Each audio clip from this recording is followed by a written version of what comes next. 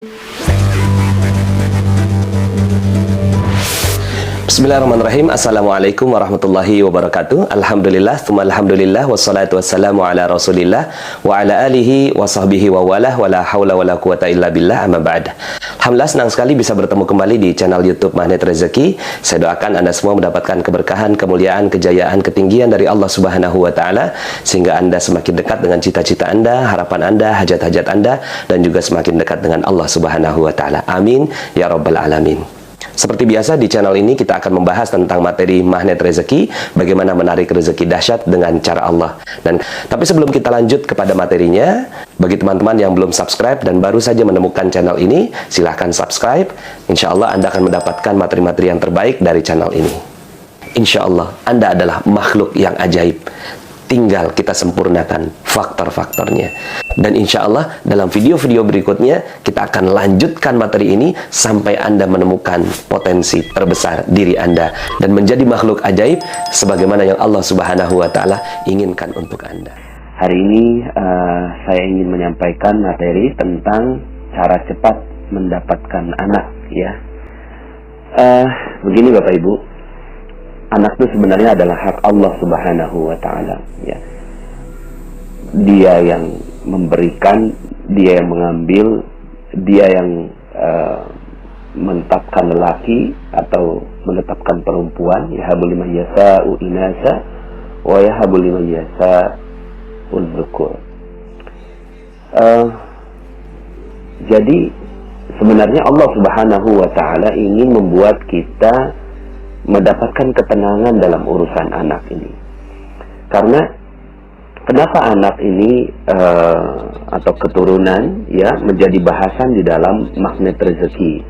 Karena ternyata ada banyak sekali yang merisaukan kehidupannya hanya karena nggak punya anak, gitu, ya. Jadi hanya karena lama mendapatkan anak. Kalau Bapak Ibu ikuti materi-materi saya sebelumnya, dan ini sudah materi yang ke-20, ya. Jadi saya berharap sekali Bapak Ibu mengikuti materi-materi saya sebelumnya kaitannya dengan paradox of candy, kemudian cicak jerapah, jendela buram, ya, kemudian tips jeruk nipis. Semua hal yang berkaitan dengan harta, ya, berkaitan dengan rezeki, ya, berupa harta maupun berupa anak, ya, itu terkadang membuat kita malah menjauhkan diri kita dari Allah Subhanahu wa taala. Karena kita yang menetesi seluruh tubuh kita dengan jeruk nipis, nggak terima dengan ketidakmampuan kita, ketidaksempurnaan kita, padahal Allah Subhanahu wa taala tetapkan bayi jerapah, ya, lahir langsung ditendang, ditendang lagi, naik lagi, ditendang lagi. Ini adalah Allah Subhanahu wa taala ingin menetapkan bahwa kita terima dengan apapun ketetapan Allah Subhanahu wa taala. Nah, maka saya memasukkan urusan anak ini menjadi bagian dari yang membuat kita resah, gelisah, sama seperti punya hutang, punya piutang. Makanya kenapa itu juga harus diselesaikan. Agar apa? Agar harta kita terbaik, harta kita terbesar, harta kita teragung, yaitu ketenangan batin, itu tidak hilang dari diri kita, ya. Ada banyak sekali orang di luar sana yang nggak punya anak lalu kemudian gelisah. Hey, anak itu kan urusannya Allah. Kita nggak punya hak apapun, ya.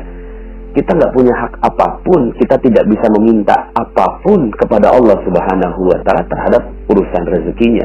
Dia yang memberikannya. Cuma memang, gitu ya, Allah berikan kesempatan kepada kita untuk berharap, ya, tapi bukan dengan menuntut Allah Subhanahu wa taala agar kita memiliki anak. Jadi clearkan dulu di sini, ya, bagi Anda yang ingin memiliki anak, gitu ya, clearkan dulu di sini bahwa ini bukan sedikit pun hak kita, ya. Bahkan sungguh ajaib sekali channel ini, ya.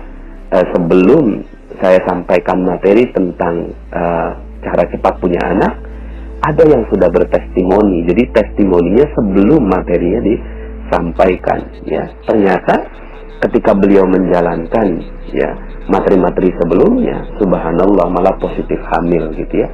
Kenapa? Karena kegelisahan, kegalauan, kekhawatiran gak punya anak dan lama punya anak ini adalah salah satu sebab kenapa akhirnya Allah juga tahan, ya. Allah tahan kita tuh untuk tidak mendapatkan anak, ya. Jadi sifatnya mirip dengan rezeki-rezeki yang lain, ya. Yang penting sebenarnya bukan anaknya, ya. Yang penting adalah apakah Anda batinnya tenang, Anda bisa gitu ya menghancurkan perisai rezeki Anda, ya. Lalu kemudian melakukan prosesnya dengan proses-proses yang baik gitu ya. Jadi kalaupun memang ditakdirkan Anda punya anak, itu baik gitu. Itu baik, sangat baik. Nanti akan ada materi tersendiri tentang mensyukuri kehadiran anak gitu ya. Tapi kalaupun Anda tidak diberikan anak, itu pun baik, ya. Karena urusan orang yang beriman itu semuanya baik, ya.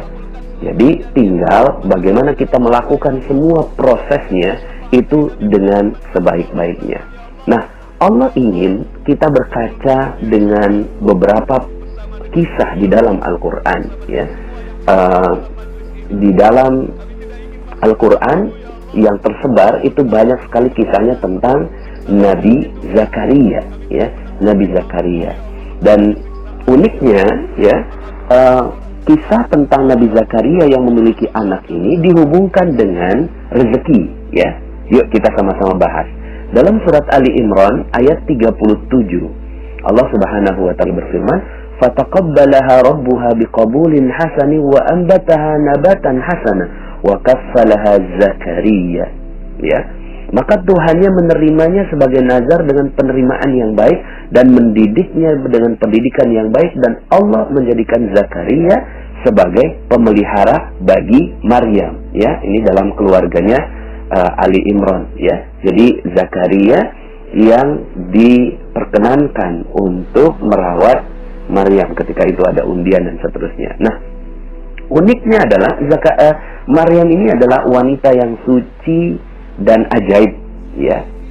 Suci dan ajaib, ya. Makanya sangat-sangat mulia Siti Maryam ini di sisi Allah Subhanahu wa taala, ya. Salah satu kemuliaannya adalah kullama dakhala 'alaiha Zakaria al-mihrab wajada 'indaha rizqa, ya. Setiap Zakaria masuk untuk menemui Maryam di mihrab, ia dapati makanan di sisinya, ya.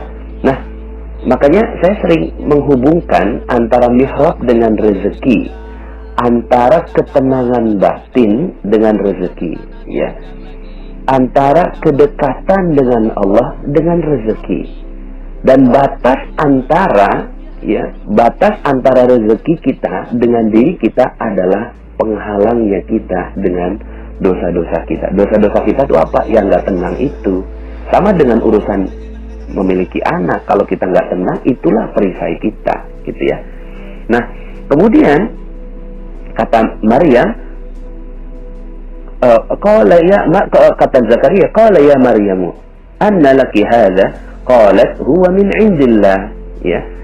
Ketika ditanya, ya Maryam, dari mana kamu memperoleh makanan ini? Kata Maryam, huwa min indillah. Ini semua datang dari sisi Allah Subhanahu wa taala. Innallaha yarzuqu man yasha'u bighairi hisab. Sesungguhnya Allah memberi rezeki kepada siapa yang dikehendakinya tanpa hisab. Nah, dengan pelajaran ini Nabi Zakaria akhirnya bisa memahami, oh ternyata untuk dapat rezeki itu begitu, gitu kan. Untuk dapat rezeki itu masuk mihrab, begitu. Untuk dapat rezeki masuk mihrab. Materi saya dari nomor 1 sampai 19 berusaha untuk kita masuk ke dalam mihrab. Mihrab itu apa? Tempat sujud. Sujud apa? Sujudnya di dalam hati kita. Ketika kita positive thinking, positive feeling, ketika kita berhusnuzan kepada Allah, syukur kepada Allah, ikhlas atas apa yang terjadi, ridha terhadap apa yang Allah berikan, qanaah, merasa cukup dan seterusnya. Nah, ini namanya mihrab, ya. Kalau Bapak Ibu mengikuti semua materi-materi saya, maka rezeki terbaik adalah mihrab itu, ya. Mihrab itu apa? Ya, ketenangan batin, ya. Maka Hunalika da'a Zakaria rabbah. Begitulah akhirnya Zakaria berdoa untuk punya anak. Begitu Bapak Ibu ya. Jadi subhanallah, di sanalah Zakaria akhirnya berdoa kepada Tuhannya. Nah, kalau tadi Maryam itu rezekinya makanan, maka Zakaria ingin meminta rezeki berupa anak. Apa doanya? Nah, ini juga Anda bisa jadikan ini sebagai doa ya. Qala rabbi habli min ladunka dzurriyyatan thayyibah innaka sami'ud du'a. Ya. Saya ulangi, rabbi habli min ladunka dzurriyyatan thayyibah innaka sami'ud du'a. Sekali lagi. Rabbi habli min ladunka dzurriyyatan thayyibah innaka sami'ud du'a. Ya Rabbku, berilah aku dari sisi Engkau seorang anak yang baik. Sesungguhnya Engkau Maha pendengar doa. Nah, Bapak Ibu, tapi mari kita lihat sama-sama alurnya. Alurnya yang pertama, kisah Maryam dulu mendapatkan rezeki. Yang kedua, Zakaria belajar dari kisah Maryam mendapatkan rezeki. Yang ketiga, Zakaria melakukan proses mihrab itu, yaitu ketenangan batin, ya. Seperti yang saya lakukan kepada Bapak Ibu semua, tenang, cool, santai aja gitu ya. Dapatkan ketenangan batin itu. Baru kemudian setelah proses itu berjalan, langkah keempat, berdoa. Ya, jadi tetap berdoanya dilakukan di ujung ketika batin kita ya udah, ya Allah, kalau memang ini rezeki aku, emang punya anak, alhamdulillah. Enggak juga enggak apa-apa. Tapi kalau Rabbi habli Rabbi habli min ladunka dzurriyyah. Ya Allah, berikanlah kepadaku anak yang baik, ya. Innaka sami'ud du'a. Sesungguhnya Engkau Maha penerima, Maha pendengar doa. Baru kemudian langkah kelima nih, ya. Siapa yang mengabarkan? Malaikat. Fanadatul malaika wa huwa qa'imun yusalli fil mihrab. Nah, sekali lagi, yusalli fil mihrab, dia tetap berada di dalam mihrabnya. Kemudian malaikat Jibril memanggil Zakaria sedangkan ia tengah berdiri melakukan sholat di mihrab. Artinya, keadaan untuk terus berada dalam ketenangan batin, dalam kedekatan dengan Allah, dalam husnuzan kepada Allah, itu terus dilakukan. Baru kemudian malaikat datang saat Nabi Zakaria juga sedang melakukan proses pemurnian itu. Baru kemudian, ya, akhirnya, ya, malaikat Jibril mengatakan, Annallaha yubashiruka biyahya musaddiqan bi kalimatin minallah wa sayyidan wa hasuran wa nabiyyan minas salihin. Subhanallah.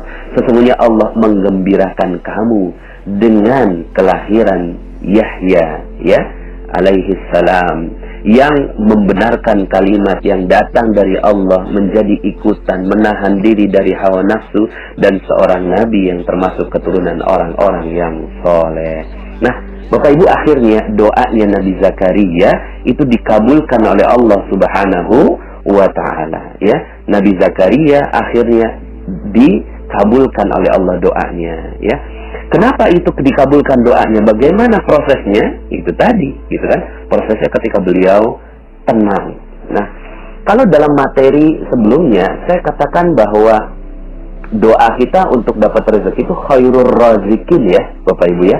Khairur razikin. Nah, uniknya untuk anak, ya, kita juga mendoakan dengan format yang mirip, yaitu khairul warisin. Yuk sama-sama, ya, bagi Anda yang mau benar-benar memiliki anak, bisa bacakan doa ini, ya. Ini dalam surat Al-Anbiya ayat 89, ya. Wa Zakaria iznada rabbah, ya.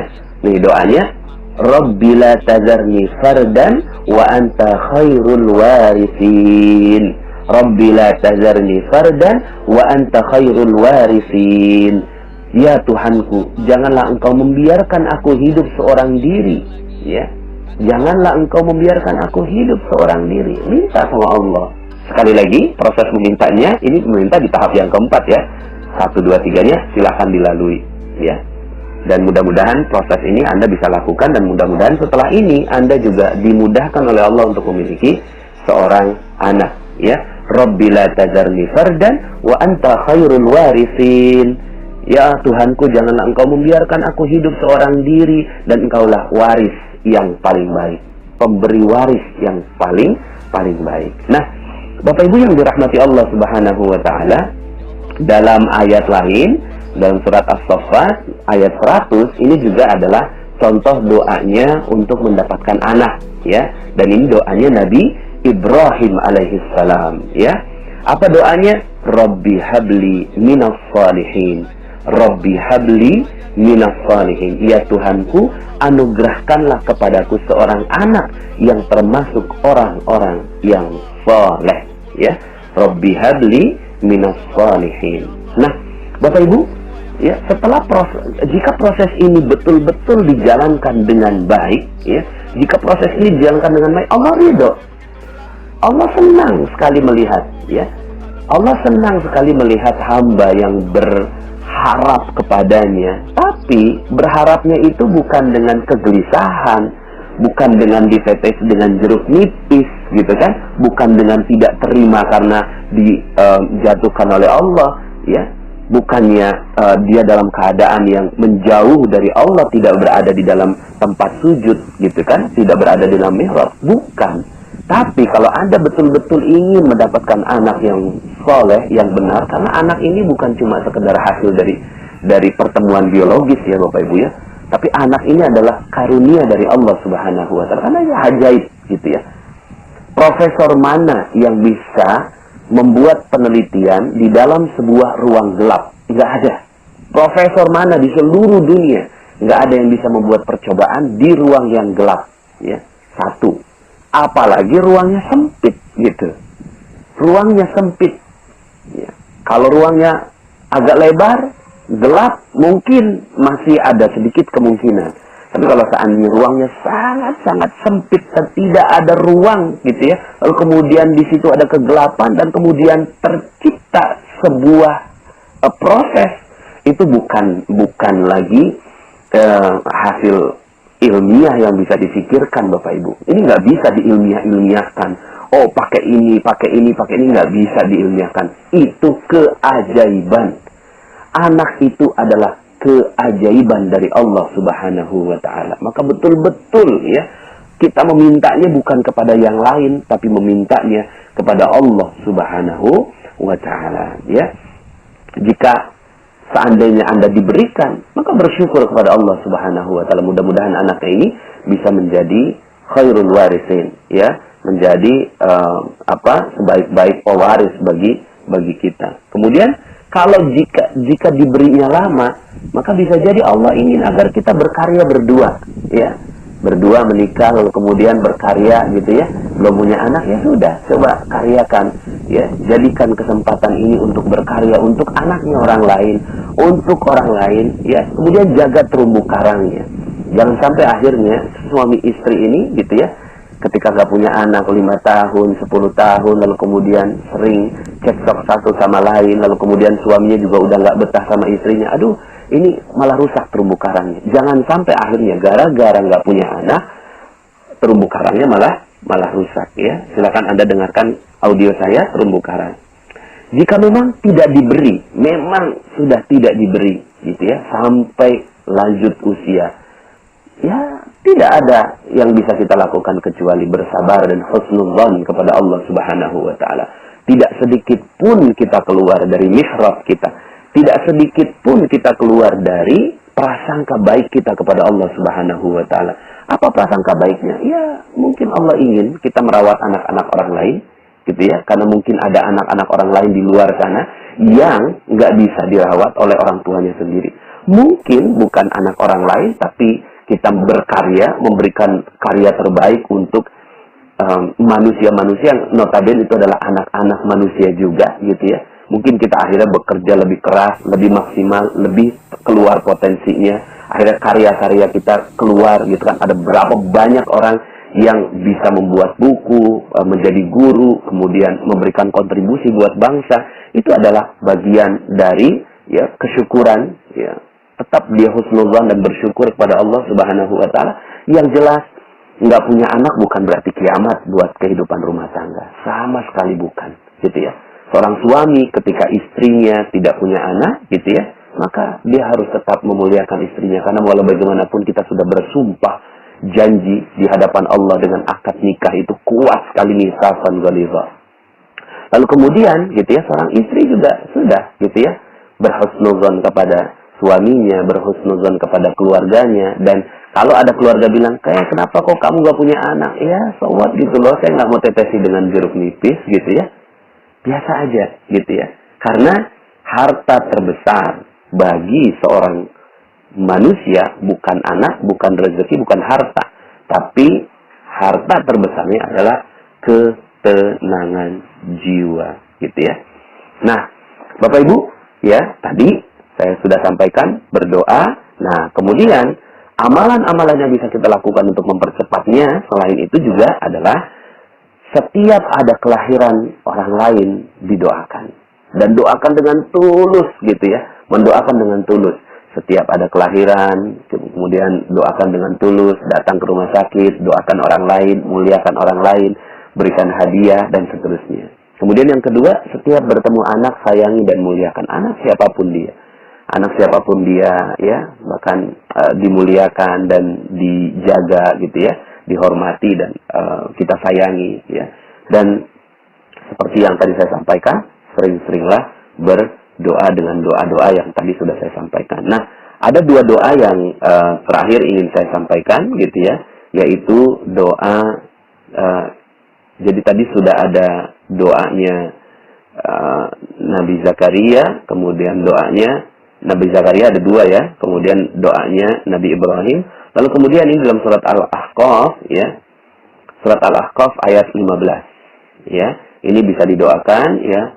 Rabbi auzi'ni an ashkura ni'mataka allati an'amta 'alayya wa 'ala walidayya wa an a'mala salihan tardahu wa aslih li fi dzurriyyati inni tubtu ilaika wa inni minal muslimin. Ya. Ya Tuhanku, tunjukilah aku untuk mensyukuri nikmat-Mu yang telah Engkau berikan kepadaku. Ya, jadi mensyukuri nikmat. Ya, nggak punya anak pun nikmat, punya anak pun nikmat. Dan kepada ibu bapakku, dan supaya aku dapat berbuat amal yang soleh yang Engkau ridhoi. Ya, apapun yang terjadi tetap melakukan amal soleh. Berilah kebaikan kepadaku dengan memberi kebaikan kepada anak cucuku, gitu ya. Ya, kepadaku dengan memberikan kebaikan kepada anak cucuku. Sesungguhnya aku bertaubat kepada Engkau dan sesungguhnya aku termasuk orang-orang yang berserah diri. Ini bagus sekali doanya, ya, bagi yang mau punya anak, nggak punya anak, gitu ya, dan mau punya anak cepat, ini juga bagian dari doa.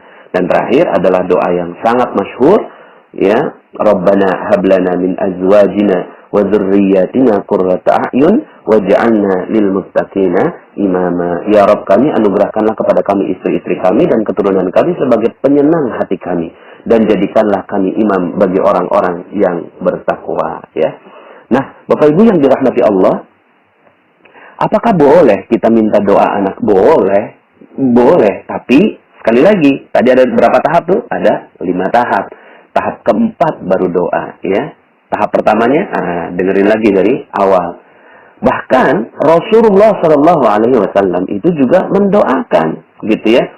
Ketika Nabi SAW mendoakan anaknya Ummu Sulaim, yaitu Anas bin Malik radhiyallahu an. Ya, ketika itu Anas bin Malik masih kecil, kemudian datang pada Rasulullah, lalu kemudian Rasulullah mengusapnya, dan kemudian Allahumma aksir malah. Ini doanya Rasulullah SAW kepada Anas.